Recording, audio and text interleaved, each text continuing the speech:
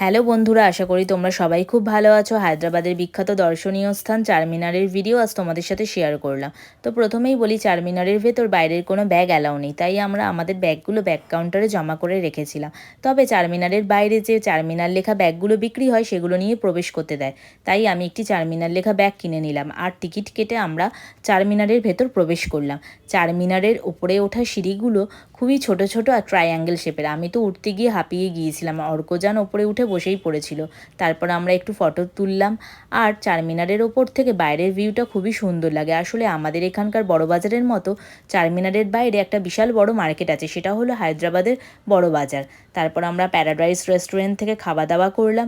জাঞ্জুরিও বা পিৎজা খেয়েছিল আর মার্কেটটা একটু ঘুরলাম। আর রাত্রিবেলা হলে চারমিনারে লাইট জ্বলে, খুব অপূর্ব দেখতে লাগে। ঠিক এইরকমই লাইটিংটা চারমিনারে হয়। তো তোমাদের এই ভিডিওটা কেমন লাগলো অবশ্যই কমেন্ট করে জানিও। ভালো থেকো, সুস্থ থেকো, টাটা।